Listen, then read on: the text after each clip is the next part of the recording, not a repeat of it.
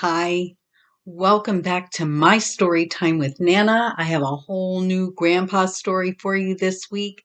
I think you're really going to love it. It's actually about my brother and his grandpa tale. I can't wait to begin. Let's do it. Let's begin.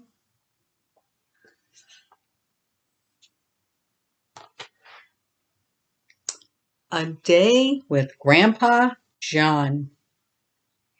Do you have your costume yet? Jerick asked Isla. Yep. How about you? I do. Wait till you see it. It's awesome. This is going to be the best Halloween ever. I can't wait to go to Pop-Up's tomorrow night, Jerick told her. Jerick and Isla were very excited. Tomorrow was Halloween and Pop-Up was going to take them out trick-or-treating in his neighborhood.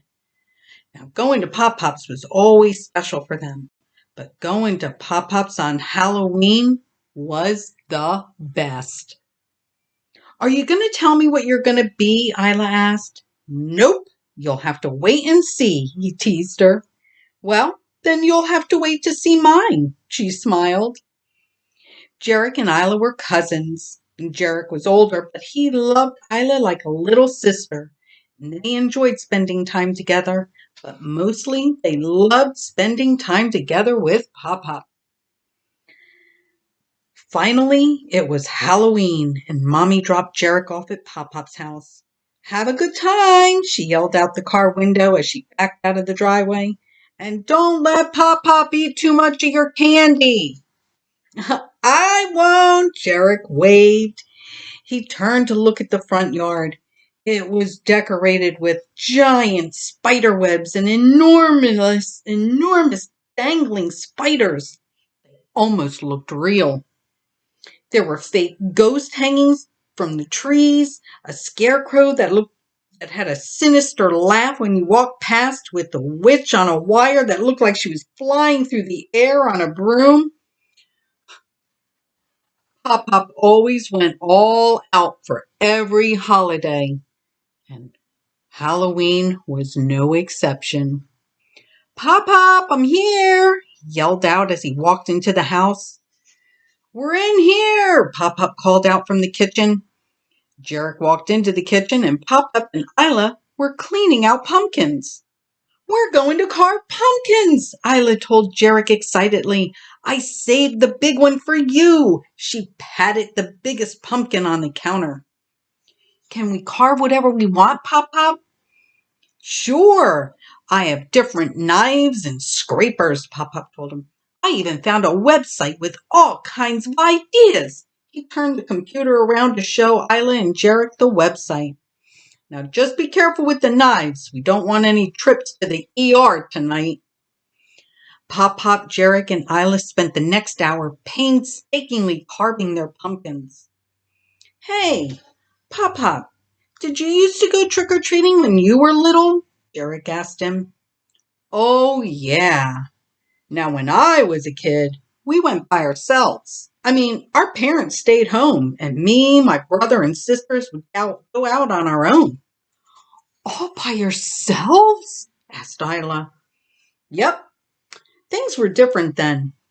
Most times we lived on base. My father was in the Navy. Military life it's a little different. Kind of like we're all in this thing together. Everyone looks after each other.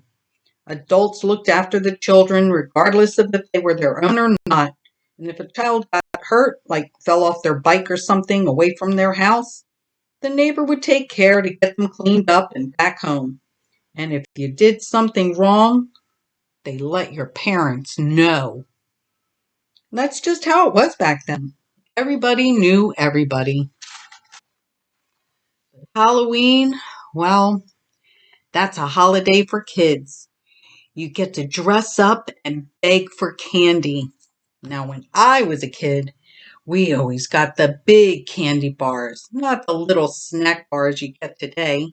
We would trick or treat for hours and come home with pillowcases full of candy.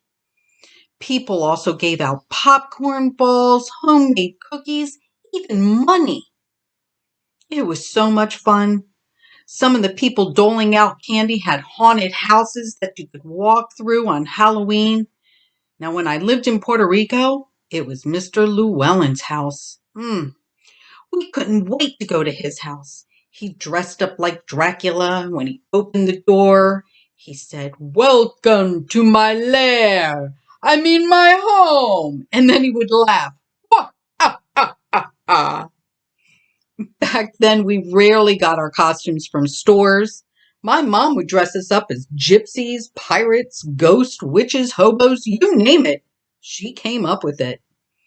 Back then, if our costume came from the store, it was just a plastic mask that came with a paper-thin shirt or dress that matched the mask. I think one time my baby sister Dee Dee begged for a store-bought costume. A witch, I think it was. Anyway, she never asked again. It was junky. We loved when your great-grandma made our costumes. You know, that's funny. I hadn't really thought about Halloween when I was a kid in a long time. I'll tell you, one of my most memorable Halloweens was shortly after we moved to Puerto Rico. It was our first Halloween there. I was about 7 years old, and we had just moved to Puerto Rico that summer. Anyhow, we didn't think we were going to be able to go out that year because we got the mumps. Well, I got them first. Now, mumps is a virus that makes your glands swell up and your jaw gets all swollen. It's hard to eat. I mean, back when I was a kid, there weren't vaccines for that or chicken pox. That was another virus we got.